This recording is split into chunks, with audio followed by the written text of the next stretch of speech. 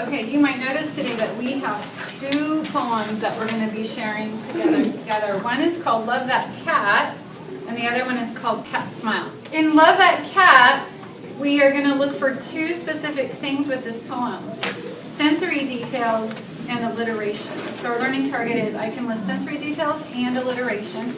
And in Cat Smile, we're going to be looking for an example of figurative language.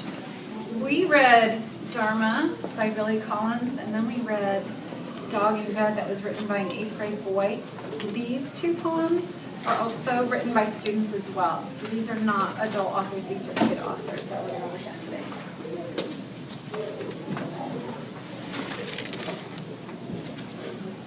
In this poem, the author is going to give us some sensory detail, not just what we can see, but what we might also experience through our 5 senses. So if you hear that, you're going to write that down.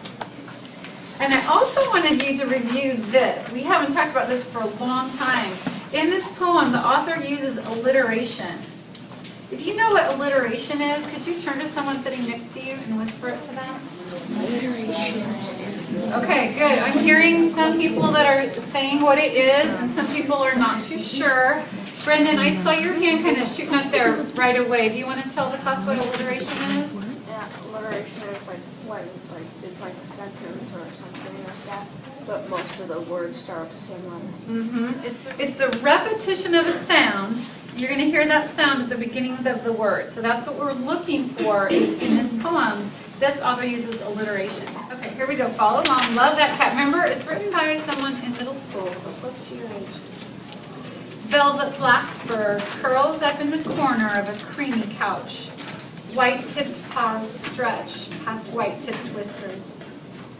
Arching his back, he slips off the cushion and tiptoes across the wooden floor to where I wait.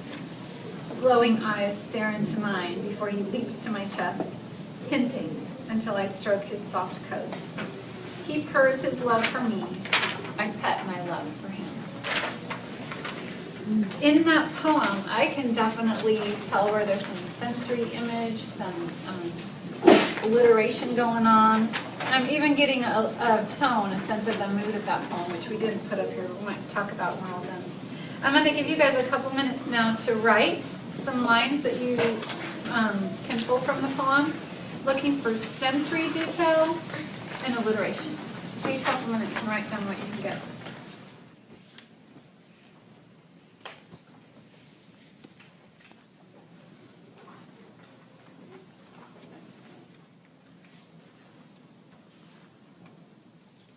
How many of you, show me by giving me a thumbs up, you found both? You found a sensory detail and you found alliteration in the poem. All right, great. Could you just turn to a neighbor and share what sensory detail did you find? What alliteration did you find? Sensory detail.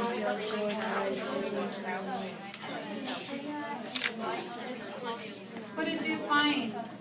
Kenny, thank you. What do you want to share? For alliteration, curls up in the corner of a creamy couch. Excellent. Did you guys find that? Did you hear that? Yeah. Yes. Curled up in the corner of a creamy couch. Those words are not chosen by accident. He wanted to put that alliteration in there. Okay. We're going to move on now to Cat Smile. This one is written in shorter, it's short, but it's got 2 stanzas and then a couple of last lines. We're going to talk a little bit with this one about the structure.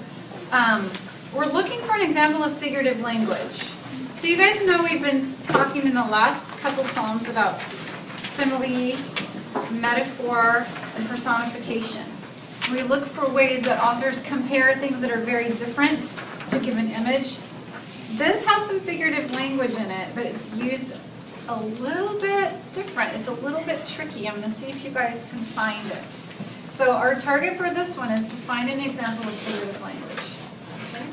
Ready? I want you to follow along. Cat Smile.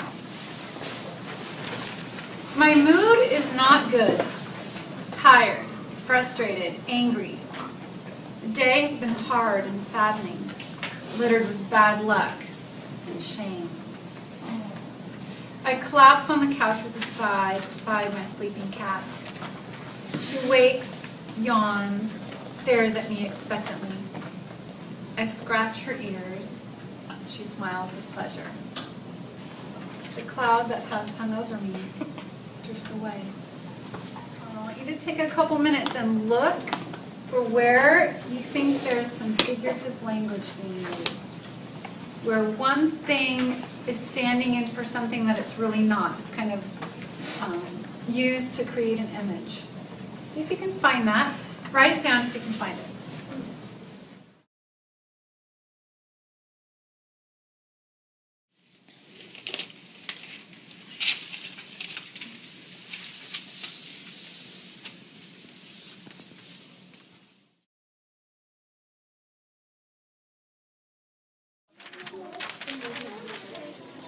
Well, it was either that or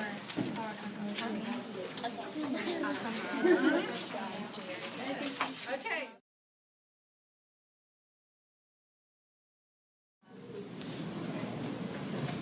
What are you thinking, John? In the second to the last line, it says, she smiled with pleasure. Oh, okay. So it says, I scratch her ears, she smiles with pleasure. It's referring to the cat. So what kind of figurative language were you thinking it might be? Good, okay. So what else? There's another part in this poem where the author has described something by using something totally different to describe it, something that it's not. What do you think, Josh? You are absolutely right. Did anybody else pick up on that? That very last two lines. Look at that again. It says, the cloud that has hung over me drifts away. Is he talking about a literal cloud over him, or is he talking about something else? He's talking about... It's a metaphor. Good job, Kenyon. That is a metaphor for something else. What is that cloud a metaphor for? Like how he's angry and he's not... He's saying that the cat made him feel a bunch better. That cloud was that. He said his day was he's angry, he was filled with shame. It was like just having a really bad day and this cloud's right over your head all day. That's a metaphor. Very good, Kenyon. And then the cat jumps up on him and he's just loving this cat. And then the cloud, that bad mood, just goes away. So this guy is very clever in his use of figurative language. He's calling his bad mood. Do you guys ever have days like that? Yeah. And sometimes just that love from our pet greeting us when we come home, it helps that cloud drift away a little bit.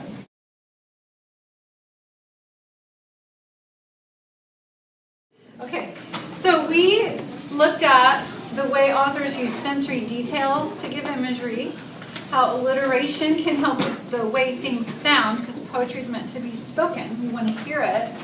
And a very creative use of figurative language, using a metaphor in poetry. When you guys get ready to write poetry, you will be using all of these techniques. It's great to try them out, see where they fit in your poems, and see what they can do in your own writing. Any last comments before we wrap it up? Great, thank you. If you could drop your poem off with me and head back, you're going to need your planner.